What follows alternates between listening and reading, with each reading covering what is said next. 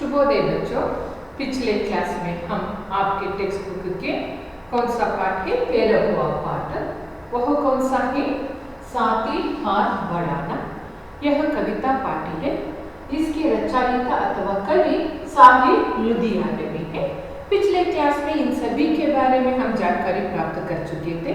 पाठ के आशय क्या है, उद्देश्य क्या है, इस कविता को आपको देने का उद्देश्य क्या है, और साहिब लुधियानवी जी के बारे में भी बहुत सारे विचारों को हम जान चुके थे बच्चों। आज के क्लास में हम जो बचे हुए पद्य बाकी है, हम इस पद्य में तीनों पैराग्राफों को हम बनाए थे। जो अंतिम पैराग्राफ है उसका विवरण देख के बाद में आपके अभ्यास में दिए गए जो प्रश्नोत्तर है और जो विचार व्याकरण के हैं उनके बारे में हम विश्लेषण करेंगे बच्चों। इधर क्या है, अंतिम पैराग्राफ में आपको दिए गए हैं, एक बार में उसको पढ़ोगे। क्या है अंतिम पंक्तियों में, एक से एक मिले तो कतरा बन जाता है दरिया, एक से एक मिले तो जर्रा बन जाता है सहरा, एक से एक मिले तो राही बन सकती है पर्वत, एक से एक मिले तो इंसान बस में कर ले किस्मत, साथ ही हाथ बढ़ाना। इधर क्या है, कवि वर्णन कर रहे हैं कि एक से एक मिले तो कतरा। कतरा का मतलब क्या है बच्चों, किसी एक द्रव पदार्थ की बूंदे हैं। क्या है, किसी एक द्रव पदार्थ के बूंदे को क्या कहते हैं, कतरा कहते हैं, है ना। उस कतरे एक अगर एक बूंदे मिल जाते हैं तो क्या हो जाता है, दरिया हो जाता है। दरिया का मतलब क्या है बच्चों, नदी है। अगर एक बूंद पानी मिल कर क्या हो जाता है, नदी बन जाता है।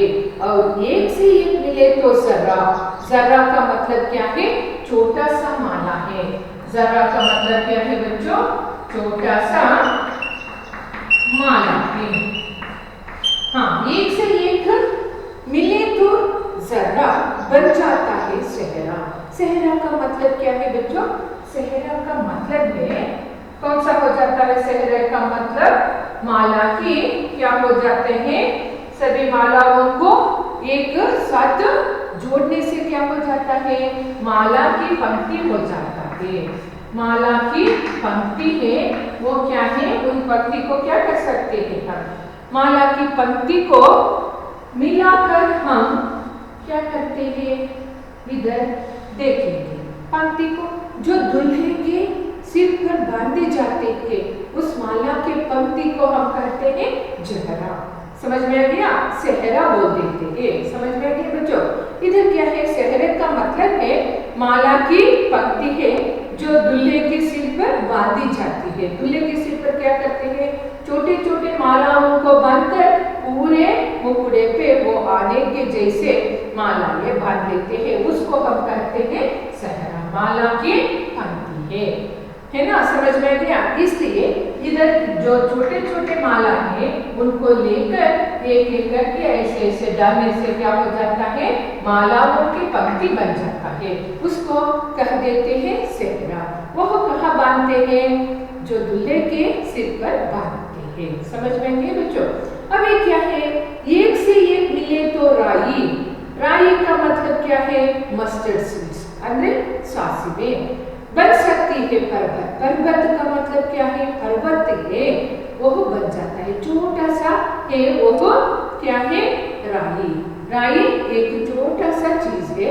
ऐसे छोटे छोटे चीजों को एक साथ ऐसे इकट्ठा करने से क्या हो जाता है, पर्वत ही बन जाता है। पर्वत का मतलब क्या है बच्चों, माउंटेन है।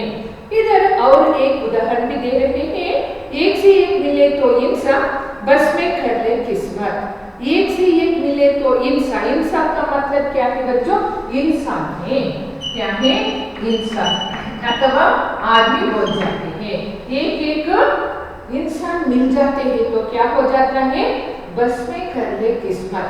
हमारे जो किस्मत है, किस्मत का मतलब हमारे लेख में लिखा हुआ लिखावट है, उसको हम क्या कर सकते हैं, हमारे वश में कर सकते हैं। हमारे जो भविष्य है उसको हम हमारे वश में कर सकते हैं।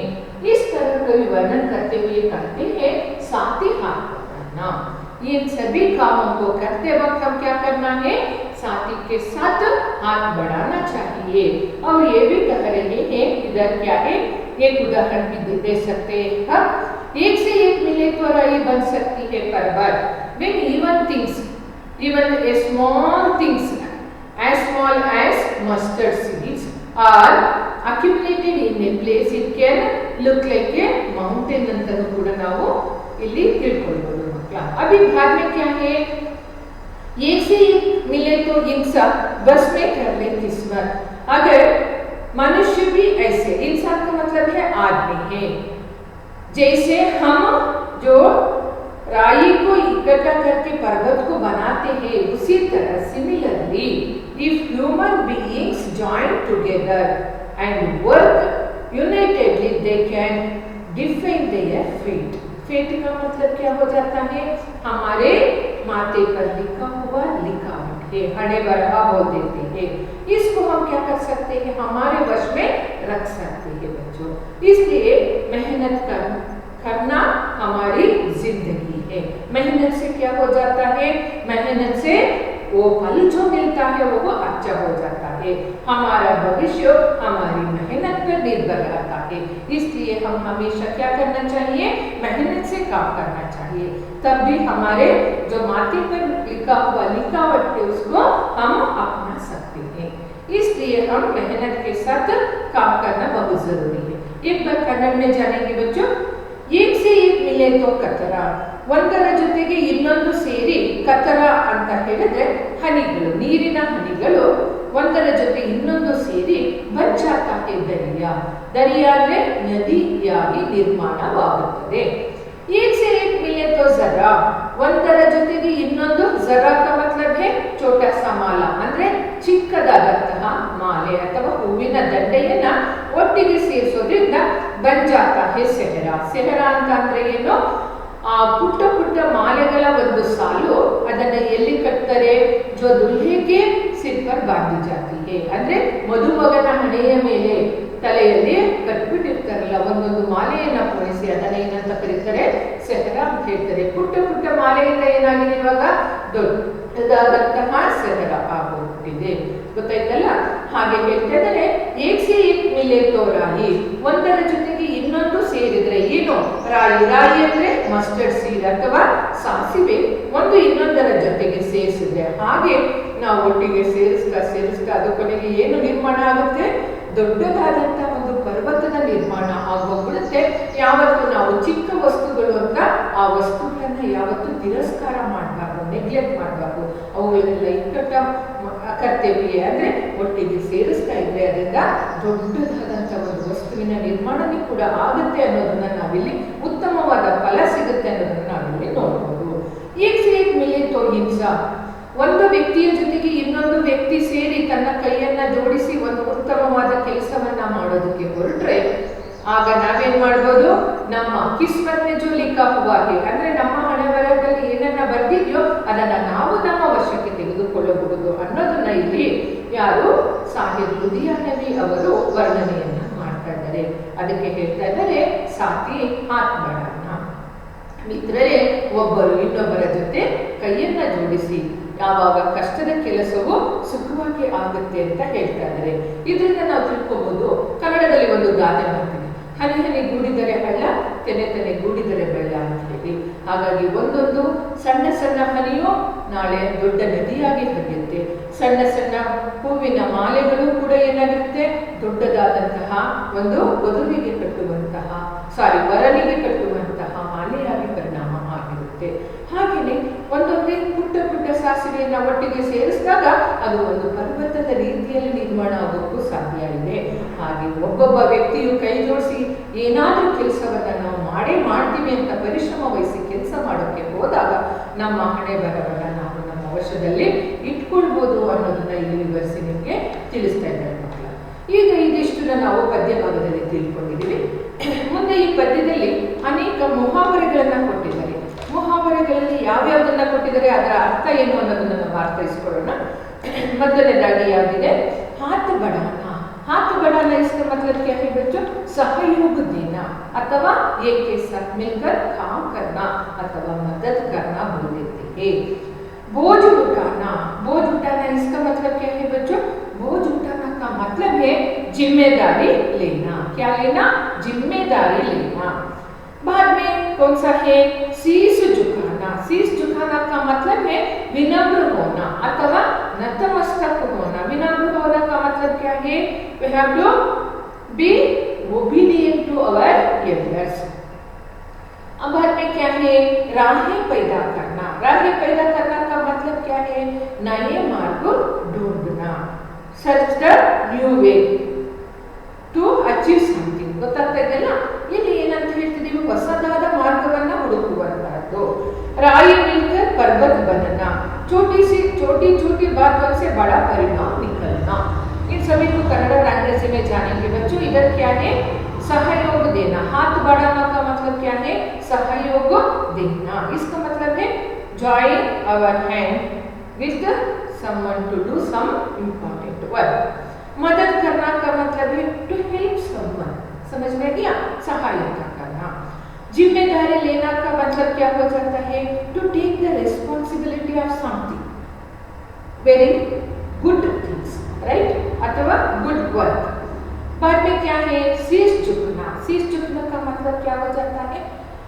टू बिकम ए ಒಬಿಡಿಯೆಂಟ್ ಅಥವಾ ಇನ್ನೊಬ್ಬರು ವಿನಯದಿಂದ ಹೇಳೋದನ್ನ ಕೇಳಿಕೊಂಡು ನಾವು ಕೆಲಸವನ್ನ ಮಾಡುವಂತಹದ್ದು। ರಾಹೆ ಪೈದಾ ಕರ್ನ ಅಂದ್ರೆ ನಯೇ ಮಾರ್ಗ ढूंढना ಅಂದ್ರೆ search the new way to do our work ಅಂದ್ರೆ ಹೊಸದಾದ ಮಾರ್ಗವನ್ನ ಕಂಡುಕೊಳ್ಳುವಂತಹದ್ದು।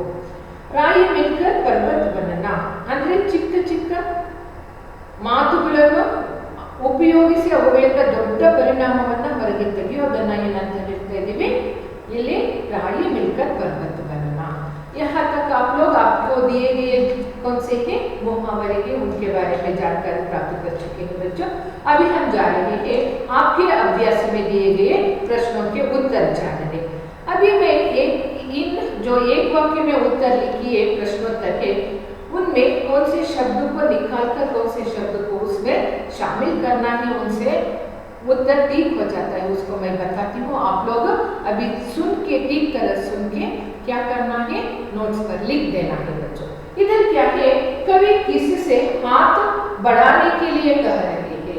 किस से शब्द को हम क्या करना है? राउंड अप करके उसकी जगह पर क्या लिख देना है? साथी से। क्या लिख देना है बच्चों? फर्स्ट वन है, इसको क्या लिख देना है? साथी से। एक बार उत्तर को पढ़कर वो देख लीजिए।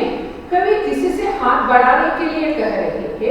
कवि साथी से हाथ बढ़ाने के लिए कह रहे हैं। दूसरा प्रश्न क्या है बच्चों? बोझ कैसे उठाना चाहिए? बोझ का मतलब क्या है? वजन, भार। समझ में गया? उसको कैसे उठाना चाहिए? बोझ मिलकर उठाना चाहिए। कैसे उठाना है? मिलकर उठाना चाहिए।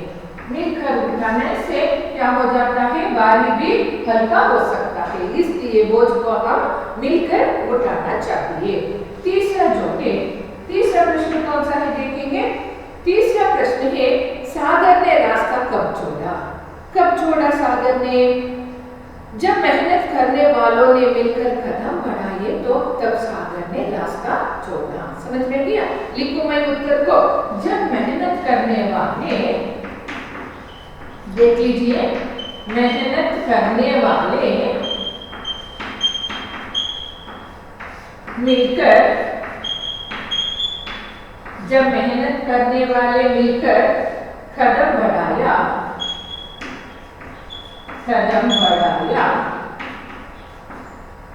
तब सागर ने रास्ता छोड़ा। सागर ने रास्ता छोड़ा। समझ में आ गया बच्चों? तब सागर ने क्या कर दिया? रास्ता छोड़ दिया। समझ में गया? हाँ, लिख लीजिए इस प्रश्न को भी और उस प्रश्न के साथ उत्तर को भी आप लोग लिख देना है। समझ में गई? अब अगला प्रश्न कौन सा है बच्चों? अगला प्रश्न है हम अगर चाहे तो कहाँ राहें पैदा कर सकते हैं? कहाँ? हम अगर चाहे तो चट्टानों पर भी अथवा चट्टानों में भी राहें पैदा कर सकती है। कहाँ राउंड अप करके उस जगह पर क्या लिख देना है? चट्टानों में भी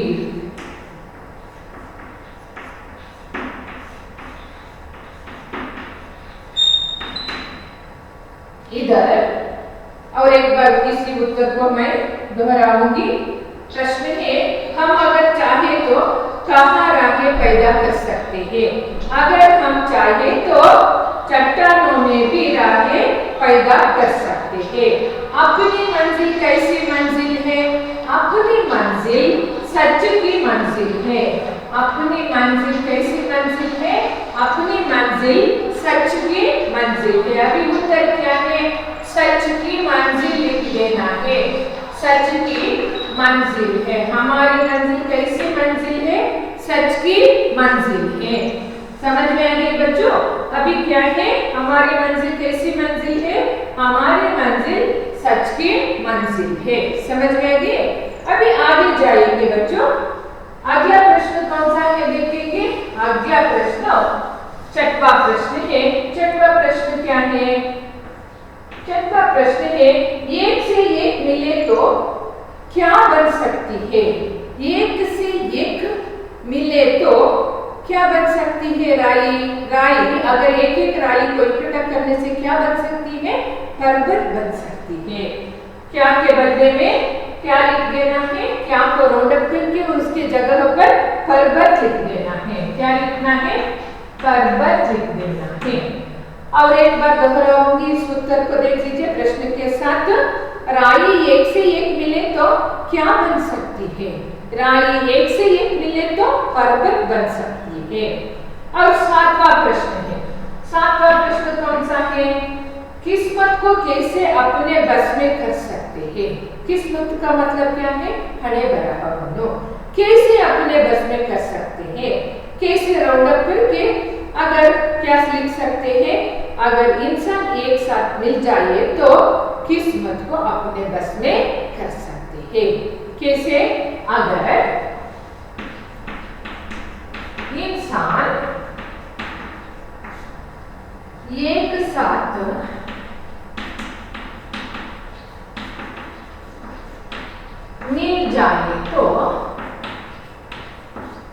मिल जाए तो क्या कर सकते हैं बच्चों?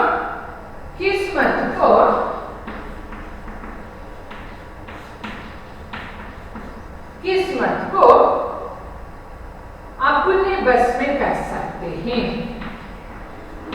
अपने बस में कर सकते हैं। बस में कर सकते हैं। बस में इसका मतलब क्या है बच्चों? वश में। क्या है? वश में कर सकते हैं। समझ में आइए? अभी क्या है? आगे देखेंगे। 2-3 वाक्यों में उत्तर लिखिए। इस तरह के प्रश्न है। उन प्रश्नों का उत्तर कैसे लिख लेना है मैं बताती हूँ। आप लोगों को बाद में मैं भेज देती हूँ। अभी जो एक वाक्य में उत्तर जो है उनके उत्तर मैं बोर्ड पर ही लिखवाई हूँ। आप लोग क्या करना है? प्रश्नों को लिखकर इन उत्तरों को प्रश्नों के साथ पूरे वाक्य में लिख देना है बच्चों।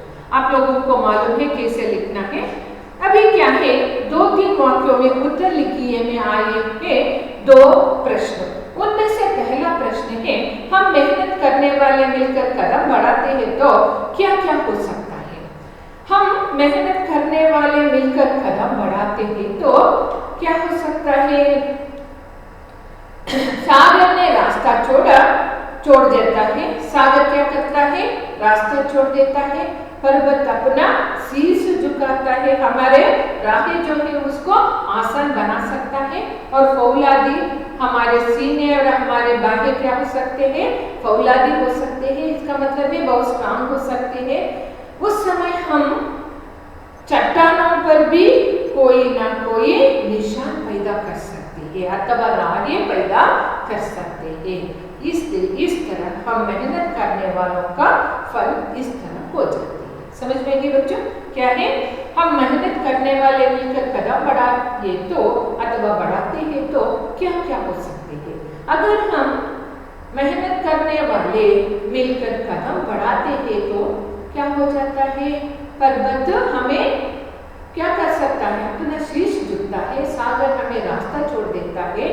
और मेहनत करने वाले और भी अपने जो छाती है और हमारे जो हृदय है और हमारे जो भाग्य है उनको क्या करना है?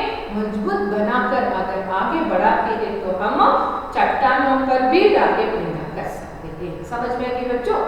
अगला प्रश्न कौन सा है? अगला प्रश्न है एक से एक मिलने का परिणाम क्या हो जाता है? इधर केवल दो ही विचारों को बताने के लिए कहे हैं। एक से एक मिले तो क्या हो जाता है? एक से एक मिले तो कतरा बन जाता है नदी, अथवा क्या है? दरिया बन जाता है। और एक से एक मिले तो जरा बन जाता है शहर। समझ में गई बच्चों? अभी क्या है? अगले में क्या है देखेंगे। अगले में इन पंक्तियों को पूरा कीजिए। इन पंक्तियों की जो उत्तर है मैं लिखती हूँ, आप लोग उसमें कॉपी कर लीजिए, क्योंकि जो खाली जगह है उसमें हम उत्तर को लिख देना है। उन उत्तरों को मैं बोर्ड पर लिख देती हूँ, आप लोग क्या करना है बच्चों? लिख देना है। अभी क्या है? पहला है एक डैश तक जाएगा मिलकर डैश उठाना। पहले प्रश्न का पहला जो डैश है उसमें क्या लिख देना है? अकेला। क्या लिख देना है बच्चों? अकेला लिख देना है। अकेला तक जाएगा मिलकर डैश में, दूसरा डैश में क्या लिखेंगे? बोझ। क्या लिखेंगे बच्चों? बोझ लिखेंगे। समझ में गए? और दूसरा प्रश्न है, दूसरा प्रश्न के कौन सा है? साथ ही हाथ डैश है, उसमें क्या करना है? क्या लिख देना है? आप लोगों को मालूम है? बढ़ाना। साथ ही हाथ बढ़ाना। समझ में गया? और तीसरा जो वाक्य है, मेहनत अपने डैश की रेखा डैश से क्या डरना है? पहले जो डैश है उसमें क्या है? लेख की रेखा। मेहनत अपने लेख की रेखा और डैश से क्या डरना है? दूसरे जो डैश है उसमें क्या लिख देना है? मेहनत। मेहनत से क्यों डरना है ना? अभी क्या है? चौथे जो प्रश्न है उसका उत्तर देखेंगे। कौन सा है? अपनी डैश सच की मंजिल अपना डैश नेको। इधर उत्तर पहले जो डैश में क्या लिख देंगे? मंजिल। अपनी मंजिल सच की मंजिल, अपनी रास्ता डैश क्या है? अपना डैश नेक है, उसमें क्या लिखेंगे? रास्ता लिखेंगे। समझ में आ गए बच्चों? अभी पांचवा प्रश्न है उसमें क्या लिखेंगे? एक से एक मिले तो डैश बस में कर ले डैश। पहले डैश को क्या है? एक से एक मिले तो इंसान बस में कर ले डैश है। क्या करेंगे? बस में किस्मत को क्या है? किस्मत को अपने बस में कर सकते हैं। बस में करना का मतलब है अपने वश में रख लेना। समझ में गए बच्चों? अभी हम आगे जा रहे हैं। आगे कौन से मेल है? ये तो कौन से मेल है? थर्ड मेल है। थर्ड मेल में हम इसे लिखते हैं, जो खाली जगह में उत्तर लिखने के जो प्रश्न था उसको हम लिख चुके हैं। अभी हम जा रहे हैं चौथे मेल को। चौथे मेल में क्या है? चौथे मेल में तुक वाले शब्दों को चुनकर लिखिए। कौन सा है? तुक वाले शब्दों को चुनकर लिखिए। तुक वाले का मतलब है प्रास पदगलु अथवा राइमिंग वर्ड्स। वो कैसे हैं? उदाहरण है बढ़ाया, झुकाया। उसी तरह आपको दिए हैं बाटे। क्या दिए हैं? बाटे दिए हैं। इसमें जो कद्य में आए हुए तुकांत शब्द है राह। दूसरा जो है डरना दिए हैं, डरना दिए हैं, इसके साथ आए हैं करना। और तीसरा शब्द जो है एक है, एक के लिए आया है तुकांत शब्द नेक। और चौथा जो है वो क्या है? पर्वत है, पर्वत के साथ आया है किस्मत। समझ में आएंगे बच्चों क्या है, किस्मत आ गया है। आप लोग जान चुके हैं हम जो तुक वाले शब्द हैं उनको कैसे लिखते हैं, उनके बारे में आप लोग जान चुके हैं। इसको भी आपको नोट्स में कॉपी कर लेते हैं बच्चों, समझ में गया। और आगे क्या है, भावार्थ अपने शब्दों में लिखिए कन्नड़ या अंग्रेजी में। इधर क्या है, एक से एक मिले तो राही। कन्नड़ में मैं बोल देती हूँ, बाद में आपको ये भावार्थ और 2-3 वाक्य के जो उत्तर है उसको लिख के भेज दूंगी बच्चों। एक से एक मिले तो ರಾಯಿ, ಒಂದು ಇನ್ನೊಂದರ ಜೊತೆಗೆ ಏನು ರಾಯಿ ಅಂದ್ರೆ ಸಾಸಿವೆ, ಒಂದನ್ನ ಇನ್ನೊಂದರ ಜೊತೆ ಜೋಡಿಸ್ತಾ ಹೋದ್ರೆ ಬಂಚಾತಿಗೆ ಪರ್ವತ ಅಂದ್ರೆ ಎತ್ತರದ ಪರ್ವತವಾಗಿ ಅದು ನಿರ್ಮಾಣವಾಗುತ್ತದೆ। ಏಕ್ ಸೆ ಏಕ್ ಮಿಲೆ ತೋ ಇನ್ಸಾನ್, ಒಬ್ಬರು ಇನ್ಸಾನ್ ಅಂದ್ರೆ ಆದ್ಮಿ ಗೊತ್ತಾಯ್ತಲ್ಲ, ಇನ್ಸಾನ್ ಒಬ್ಬರು ಇನ್ನೊಬ್ಬರ ಜೊತೆ ಕೈ ಜೋಡಿಸ್ತಾ ಹೋದ್ರೆ ಅಥವಾ ಒಬ್ಬರು ಇನ್ನೊಬ್ಬರ ಜೊತೆ ಹೊಂದಿಕೊಂಡು ಹೋದ್ರೆ ಬಸನೆ ಕರ್ಲೆ ಕಿಸ್ಮತ್, ನಮ್ಮ ಹಣೆ ಬರವನ್ನು ನಾವು ನಮ್ಮ ಕೈಯಲ್ಲಿ ಅಥವಾ ನಮ್ಮ ವಶದಲ್ಲಿ ಇಟ್ಕೊಳ್ಬಹುದು ಅನ್ನೋದನ್ನ ಹೇಳ್ತಾ ಇದ್ದಾರೆ। ಸಾಥಿ ಹಾತ್ ಬಡಾನ ಅಂದ್ರೆ ಗೆಳೆಯನ್ನೇ ಕೈ ಜೋಡಿಸು। समझ में गया, कन्नड़ में मैं वर्णन कर चुकी हूँ, बाद में लिख के भेज दूंगी बच्चों। बाद में क्या है, जो चटवा मेघ ने अपने साथी के बारे में थोड़ी सी जानकारी दीजिए। कुछ प्रश्नों को दिए हैं, अपने साथी के बारे में आप खुद इस मेघ को लिख सकते हैं। ಅಂದ್ರೆ ಇದರೊಳಗಡೆ ನಿಮ್ಮ ಗೆಳೆಯರ ಬಗ್ಗೆ ನಿಮ್ಮ ಒಂದು ವಿವರಣೆಯನ್ನು ನೀಡಿ ಅಂತ ಹೇಳಿದರೆ, ನಿಮ್ಮ ಗೆಳೆಯರ ಬಗ್ಗೆ ಆಗಿರೋದ್ರಿಂದ ನೀವೇ ಸ್ವತಃ ಈ ವಿವರಣೆಯನ್ನ ನೀಡಬೇಕು ಮಕ್ಕಳ, ನೀವೇ ಅದಕ್ಕೆ ಉತ್ತರವನ್ನ ಬರೆಯಿರಿ। आमेले नेक्स्ट में क्या होता है, इस मेघ में भी 7वां मेघ में क्या है, इस कविता में अपने साथी से हाथ बढ़ाने के लिए कहा गया है। ಹೌದಲ್ವಾ, ತನ್ನ ಮಿತ್ರರೊಂದಿಗೆ ಕೈ ಜೋಡಿಸೋದಕ್ಕೆ ಹೇಳಿದ್ದಾರೆ। ಇದ್ರೊಳಗೆನೂ ಕೂಡ ಡೀಟೇಲ್ ನ ಕೊಟ್ಟಿದ್ದಾರೆ, ನಿಮ್ಮ ಪರಿವಾರದಲ್ಲಿ ಯಾರ್ಯಾರಿದ್ದಾರೆ ಅದನ್ನೆಲ್ಲ ನೀವೇ ಸ್ವತಃ ಇಮೇಲ್ಗೂ ಬರೀತೀರಾ, ಅವರ ಹೆಸರೇನು, ಅವರ ವಯಸ್ಸೇನು, ಅವರು ಮಾಡ್ತಿರೋ ಕೆಲಸ ಏನು, ಇದ್ರ ಬಗ್ಗೆ ವಿವರಣೆಯನ್ನ ನೀವು ಬರೀತೀರಾ ಮಕ್ಕಳು। ಅದಾದ್ಮೇಲೆ ಅದ್ರ ನೆಕ್ಸ್ಟ್ ಮೇನಲ್ಲಿ ಕೊಟ್ಟಿದ್ದಾರೆ, ಏನಂತ ಕೊಟ್ಟಿದ್ದಾರೆ, 8th ಮೇನಲ್ಲಿ परिवार के और भी कई सदस्य होते हैं, जैसे दादा दादी आदि। पापा के पापा पिताजी को दादा कहा जाता है। इस तरह उत्तर है, उसको हम देखेंगे। इधर 8वां मेघ में क्या है देखेंगे, घर में रहने वाले व्यक्तियों के बारे में। पहला है पिताजी की माँ, उसको क्या कहते हैं, दादी कहते हैं। पिताजी की माँ को क्या कहते हैं, दादी कहते हैं। बाद में पिताजी के बड़े भाई, उनको क्या कहते हैं, ताऊ कहते हैं। अब तीसरा जो हो जाता है, पिताजी की बहन है, पिताजी की बहन को क्या कहते हैं, बुआ कहते हैं। क्या कहते हैं, बुआ कहते हैं। और उसके बाद कौन सा है, पिताजी के छोटे भाई, पिताजी के छोटे भाई को क्या कहते हैं बच्चों, चाचा कहते हैं। क्या कहते हैं, चाचा कहते हैं। पिताजी के छोटे भाई को क्या कहते हैं, चाचा कहते हैं। बाद में 5वां है माँ के पिताजी, माँ के पिताजी को क्या कहते हैं बच्चों, नाना कहते हैं। माँ के पिताजी को क्या कहते हैं, नाना कहते हैं। 6वां जो शब्द है उसमें क्या है, माँ की माँ, माँ की माँ को क्या कहते हैं, नानी कहते हैं। और 7वां जो है उसमें क्या है, माँ के भाई है, माँ के भाई को क्या कहते हैं, मामा कहते हैं। और 8वां जो है उसमें कौन सा है, माँ की बहन है, माँ की बहन को क्या कहते हैं, मौसी कहते हैं। समझ में आ गया बच्चों, आप लोग इन सभी के बारे में जानकारी प्राप्त कर चुके हैं बच्चों। आगे के जो सही मिलन करो होंगे उसको भी आप लोग जान लीजिए। वो क्या है, सही मिलन करो जोड़कर लिखो अथवा मैच द फॉलोइंग। हाथ बढ़ाना, इसमें आप लोग मार्क कर लीजिए। हाथ बढ़ाना का मतलब है सहयोग देना, मदद करना, वो पहले प्रश्न का उत्तर है। दूसरा जो है बोझ उठाना, बोझ उठाना का मतलब क्या है, जिम्मेदारी लेना। बाद में कदम बढ़ाना, कदम बढ़ाने का मतलब है आगे निकलना, मुंडे होगोदु। बाद में राहें पैदा करना, इसका मतलब क्या है, नए मार्ग ढूंढना। और राई का पहाड़ अथवा पर्वत बनाना, इसका उत्तर है छोटी छोटी बातों से बड़ा परिणाम निकलना। और उसके बाद क्या है, अनुरूपता है। अनुरूपता के लिए उत्तर हम इधर लिखेंगे बच्चों। क्या है अनुरूपता के उत्तर देखेंगे, कौन से में है अनुरूपता, 11वां में है अनुरूपता है। अनुरूपता में पहला प्रश्न क्या हो जाता है? पहला प्रश्न है बढ़ना बढ़ाना। उठना क्या हो जाता है? प्रथम प्रेरणात्मक उत्तर होना चाहिए उठाना हो जाता है। उठना उठाना।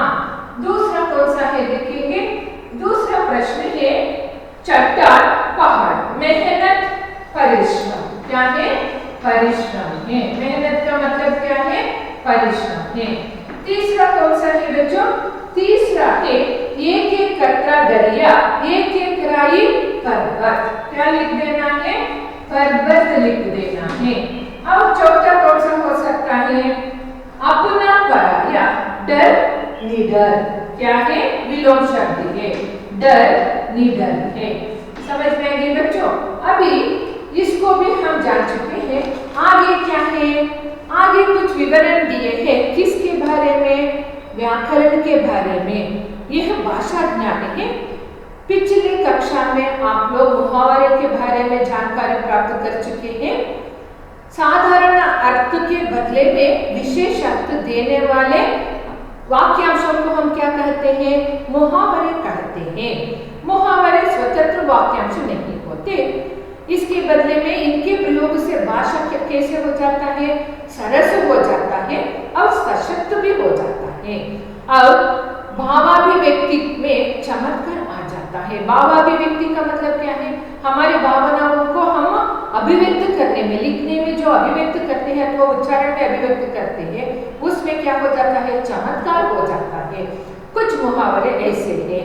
9 2 11 होना, गायब होना, काणे यावुदु, मुंह से फूल झाड़ना, झड़ना, मीठा अथवा प्रिय वचन बोलना, हवा से बातें करना, बहुत तेज दौड़ना, वेगವಾಗಿ ಓಡುವುದು, मिट्टी में मिल जाना, नष्ट हो जाना, नाशವಾಗಿ ಹೋಗುವುದು, 19-20 का अंतर होना, बहुत कम अंतर होना। समझ में है? ಕಡಿಮೆ ಅಂತರದಲ್ಲಿ ಇರುವುದು। ಈ ರೀತಿ ನಾವು ಮುಹಾವರೆಗಳನ್ನ ಏನಂತ ಹೇಳ್ತೀವಿ? ಯಾವ ಒಂದು ವಾಕ್ಯಾಂಶ ಸಾಧಾರಣ ಅರ್ಥವನ್ನು ಕೊಡದೆ ವಿಶೇಷ ಅರ್ಥವನ್ನು ಕೊಡುತ್ತೆ ಅವುಗಳನ್ನ ಮುಹಾವರೆ ಅಂತ ಹೇಳ್ತೀವಿ।